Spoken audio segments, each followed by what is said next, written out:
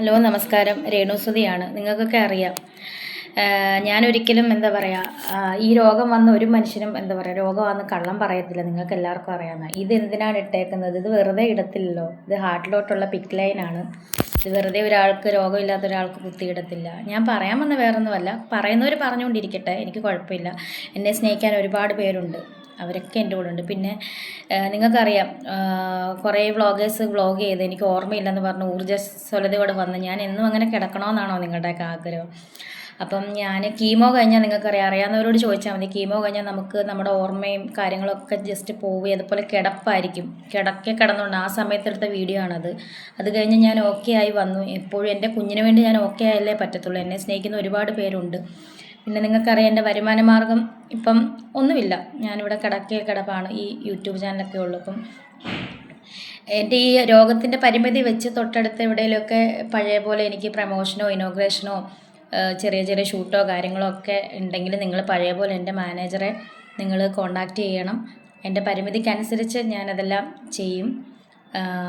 So എല്ലാവരുടെയും ഏറ്റവും കൂടുതൽ എല്ലാവരുടെയും പ്രാർത്ഥനയാണ് വേണ്ടത്.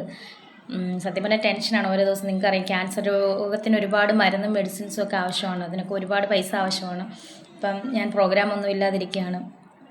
ചെറിയ ചെറിയ പ്രോഗ്രാം, ഇവിടെയുള്ള അടുത്തൊക്കെയുള്ള പ്രോഗ്രാംസൊക്കെ നിങ്ങൾ പഴയ പോലെ ചെറിയ ചെറിയ പ്രോഗ്രാംസും കാര്യങ്ങളൊക്കെ തരുവാണെങ്കിൽ എൻ്റെ പരിമിതിക്കനുസരിച്ച് ഞാൻ ചെയ്യാം. അതുപോലെ എനിക്ക് അടുത്ത കീമോ 10-ാം തീയതിയാണ്.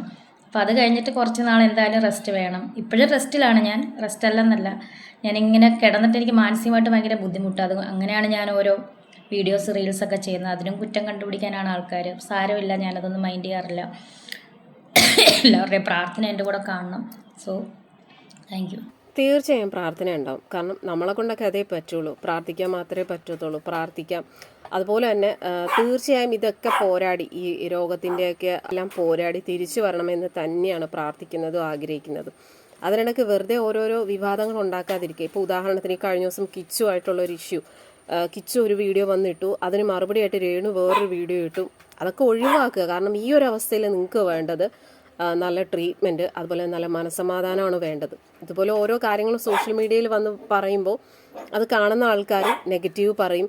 ആ നെഗറ്റീവൊക്കെ കാണുമ്പോൾ വീണ്ടും രേണുവിന് മനസ്സിൽ ടെൻഷൻ ആവത്തേ ഉള്ളൂ. അത് അസുഖത്തെ ബാധിക്കും. അപ്പോൾ അതുകൊണ്ട് തന്നെ ഇതുപോലുള്ള കാര്യങ്ങളിലൊക്കെ അഭിപ്രായം പറയാതിരിക്കുക. പിന്നെ മുന്നോട്ട് ജീവിക്കണമെങ്കിൽ എന്തായാലും പണം വേണം, മരുന്നുകളും എല്ലാത്തിനും പണം വേണം. അപ്പോൾ അതിനൊക്കെ വേണ്ടിയിട്ട് തീർച്ചയായിട്ടും അതിനുള്ള സഹായങ്ങൾ കിട്ടും. അതുപോലെ തന്നെ ഇപ്പോൾ രേണു തന്നെ പറഞ്ഞല്ലോ, പഴയ പോലെ ചെറിയ ചെറിയ ഇനാഗ്രേഷൻസും കാര്യങ്ങളൊക്കെ തീർച്ചയായും ചെയ്യണം. കാരണം വീട്ടിൽ ഇതുപോലെ അസുഖമാണെന്ന് പറഞ്ഞിരിക്കുമ്പോൾ തന്നെ നമ്മൾ മനസ്സിൽ വല്ലാത്ത മാനസികമായിട്ട് ബുദ്ധിമുട്ടുണ്ടാവും. അപ്പോൾ ചെറിയ രീതിയിലൊക്കെ എന്തെങ്കിലും ചെയ്യാൻ പറ്റുവാണെങ്കിൽ തീർച്ചയായും ചെയ്യണം. അത് മനസ്സിന് നല്ലൊരു എനർജി തന്നെ ഉണ്ടാവും. അപ്പോൾ എനിക്ക് പറയാനുള്ള, ഇതുപോലുള്ള ഓരോ വിവാദങ്ങളിൽ പോയി പ്രശ്നങ്ങൾ ഉണ്ടാക്കാതിരിക്കും. ഇപ്പോൾ കിച്ചു എന്തെങ്കിലും വന്ന് പറയുകയാണെങ്കിൽ അതിനും മറുപടി പറയുക. കഴിഞ്ഞ ദിവസം വന്ന് പറഞ്ഞാണെങ്കിലും ഈ ഒരു സമയത്ത് പറയേണ്ട കാര്യമല്ല അതൊക്കെ. കാരണം അതൊക്കെ കഴിഞ്ഞു പോയി. അതൊക്കെ പറയേണ്ട സമയത്ത് പറയണമായിരുന്നു. പിന്നെ ഇപ്പോൾ രേണു ആണെങ്കിൽ പോലും ഈ ഒരു അസുഖ സമയത്ത് ഇതിനുള്ള മറുപടികളൊക്കെ പറയാതിരിക്കുക. കാരണം അതൊക്കെ വീണ്ടും വീണ്ടും നെഗറ്റീവ് ആവത്തേ ഉള്ളൂ. അപ്പോൾ അതുകൊണ്ട് തന്നെ ഇനിയെങ്കിലും കുറച്ച് കാര്യവിവരത്തോടുകൂടി ചിന്തിച്ച് മുന്നോട്ട് പോവുക. നല്ല നല്ല വർക്കുകളൊക്കെ ഇനിയും കിട്ടട്ടെ. അതോടൊപ്പം തന്നെ ഈ അസുഖത്തിൽ നിന്ന് എത്രയും പെട്ടെന്ന് തന്നെ ഒരു മുക്തി നേടി പഴയതിലും കൂടുതൽ എനർജിയോടെ തിരിച്ചു വരാൻ ശ്രമിക്കുക. അങ്ങനെ വരിക തന്നെ ചെയ്യും. അത്രേ നമുക്ക് പറയാനുള്ളൂ.